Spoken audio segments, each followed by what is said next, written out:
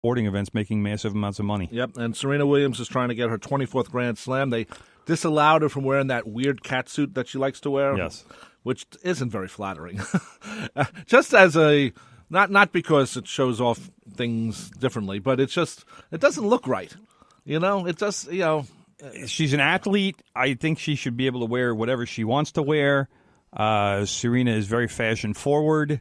I give her credit for that. That's true. I don't think the catsuit looks good, but I will respect her right to wear whatever she wants while she's playing. Right. And by the way, the 24th Grand Slam title, should she win it, that would allow her to pass Margaret Court for the most all-time on the women's side. That's, so eventually she's going to do it. But I don't know what seed she is. I'll have to check I think the seed. 17 or something. I was going to say, I know she's nowhere near number one No. because obviously she had to take a year off with the baby Right. and all that. But obviously she's been doing well in recent tournaments. Got to the final of, what was it, Wimbledon was the last Grand Slam? and Sloane Stephens. Stephens? She's like the woman that a lot of articles this week I saw was about, was this a fluke that she won last year because she really hasn't been playing that well this it year. was. She's played some good matches and then some really bad matches along the way. She's a good player. She's not a great player. No. And last year it was a fluke that she won. Yep. I think that Sloane Stephens would probably admit that too. Yeah. But I don't even remember who she played in the final last year. But they were buddies. I know. I know they were friends. But if the other woman would have won, that also would have been a fluke. I mean, Sure. neither one of those two players make a lot of finals. Right. So But it was a good story though. Yeah, a good story. And by the way, brother. She's a great story. Her reaction to getting the check that she got last year was like $3.5 million or whatever it is. She was absolutely stunned. It's like, oh my God, look at all this money. That's the most she ever made combined. By the way, brother, this is just something I read about Serena. One of the people she has to play, if everything works out, is her sister. Venus. What round? I don't know yet. I didn't see that part. But I was thinking, let's say I had to play tennis against you, and I know I'd kick your butt. But I feel bad doing it. Stop. Because I'd run you all over the court. I would run you, like when we played paddleball, I used to run you all over the court. You didn't, You would be in a world of trouble. I can beat you in tennis, even though I haven't played tennis in 50 years. I think the last time we played tennis, we played with paddleball rackets. Probably. And at Marjorie Post Park, and the guys were chasing us off the court. Probably. You can't play with those rackets. I go, well, why not? Yeah, who else is waiting for the court? Nobody. Yeah, so anyway, they were screaming at us. Anyway, let's see. The Snoopy Bowl happened.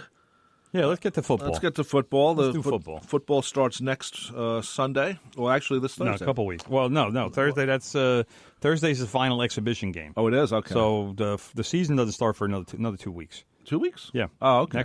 Not this Sunday coming up, but next Sunday. So 13 days from now. You're right. It's the first Sunday after Labor Day. So. Right. So each team will have one more exhibition game, both on Thursday night, the Giants and the Jets. And then, then there's cuts, and then they have a week's worth of practice, and then the real season gets going. There was an article, was it in the Daily News, I think, about how Teddy Bridgewater, and this is something you'd mentioned last week.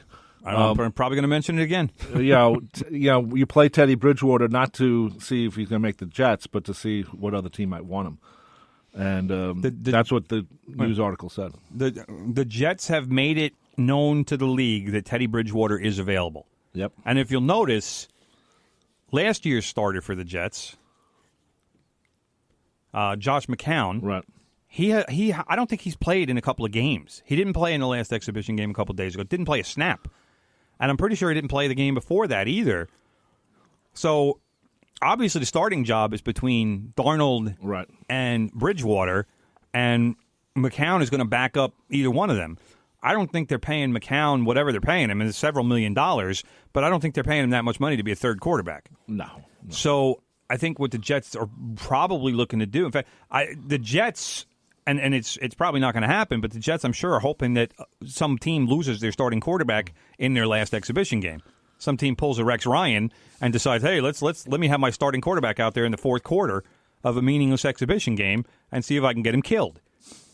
So, but that right now is the Jets' best hope for getting maximum return on Teddy Bridgewater.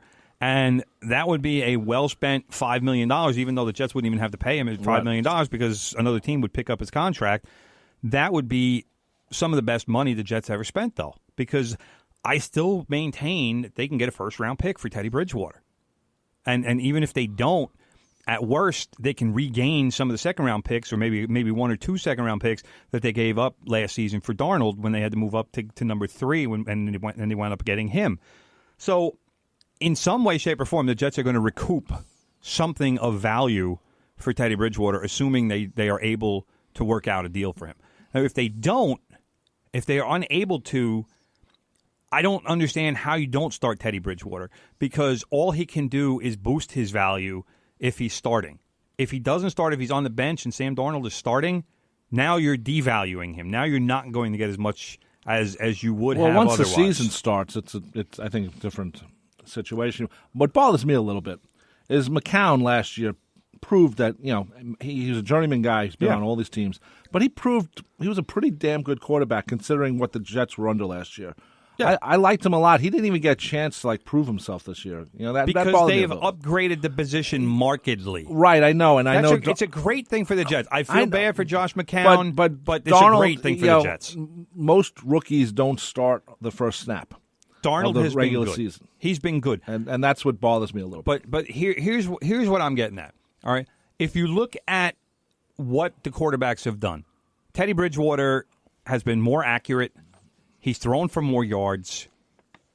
He is more capable of going downfield right now than Sam Darnold is, and that's my biggest issue with Darnold is he's throwing a lot of checkdowns, but his completion percentage isn't that good. He was 8 for 16 against the Giants. Teddy Bridgewater was where's the number? 11 for 15. So Darnold 8 for 16 for 86 yards, and he had a 12-yard touchdown pass to Terrell Pryor. Bridgewater played in the second half. He was 11 for 15 for 104 yards. So it's more yardage, which shows the capability of going downfield more and keeping the defenses honest. And this way, that opens up some room for your running game. I certainly have nothing against Sam Darnold. I have said many times in the past, he is obviously the future of the Jets. I loved the fact that they were able to get him at number 3. But even Eli, when he came to the Giants, he didn't start the first snap of the first game. Right. And that's why I don't understand this rush. And I saw some articles yesterday that said, Darnold has to start the opener for the Jets. Well, no, he doesn't. Who says? Not me. Why the rush? I understand you want to get him in meaningful games and you want him to get as much experience as soon as he can. And he has shown in these exhibition games that he is up to the task. It certainly NFL and he's starting against number 1 defenses. Right. He's not starting against second string. He's not starting against the 80th guy on the roster that's going to be a 53-man roster in a week. So the transition from college to the NFL hasn't been too much for him. But let's remember that I don't think this kid is even 21 yet. Yeah. So why the urgency to heap this much onto his shoulders? I can see let Bridgewater start. If Bridgewater gets hurt, Darnold's ready to go. But why not allow Bridgewater to start the first 7 or 8 games or whatever? And then if things aren't going well for the Jets by then, then you put Darnold. The Giants didn't start Eli till when? It was like 5th or 6th game. It was a good. And who was the guy? Kurt Warner was. Kurt was the guy. Yeah. And Kurt Warner had a lot of good seasons after he left the Giants. I mean, Kurt Warner was kind of surprised and kind of angry that he was treated the way he was treated by the Giants because he wasn't playing badly. No. And the Giants just said, all right, you know what? We're putting Eli in there. Right. And then Kurt Warner, I don't even remember what happened. I don't know if he got traded or if it was just the next season he just left. But, then after that, like I said, he had some more good seasons left for, what was the Arizona Cardinals, I think it was? Yeah. I don't remember the end of his career. Yeah. But that was, it showed that the Giants might have been looking at it and saying, well, Kurt Warner's done and Eli's our guy for the future anyway, and let's go with this the way it is. But as it turned out, Kurt Warner still had years left. So I'm not saying anything bad about Josh McCown, but Josh McCown is basically a career backup. He had a good year last year. I have nothing bad to say about him. He's a good team guy, but Josh McCown right now is in the role that Josh McCown should be in, which is a savvy veteran mentor, backup, and thank you for the $5 million or whatever the Jets are paying him. It might even be a little bit more after last season. I don't know. It should be. But here's several $1 million at the age of 38 or whatever he is. He's up there. He's 38 or 39. Yeah. So it's a gift, is what it is what it comes down to. But like I said, the Jets' starting quarterback this year is going to be either Sam Darnold or Teddy Bridgewater. I think it should be Teddy Bridgewater. I think that Darnold still has more to learn. I think this way, if you make Bridgewater the starter for at least, like I said, at least the first half dozen games, you give Darnold more time to learn, more time to adapt. And as we've said, he's certainly proven that he's capable of playing at this level. But why rush him into the situation? And let's see what happens first. And by the way, just to let you know, go ahead. Kurt Warner, Yes, was with the Giants 2004 after being with the St. Louis Rams. And then he played 5 more seasons for the Arizona Cardinals. exactly, and played well. Did they make the playoffs somewhere? Probably. How many? What were his yardage totals for the Cardinals? I don't know. There's got to be a 4,000 in there. Yardage, let's see. 1 year was 4,500. It's 45. That's a lot of yards. But he only played 16 games, so that would be that.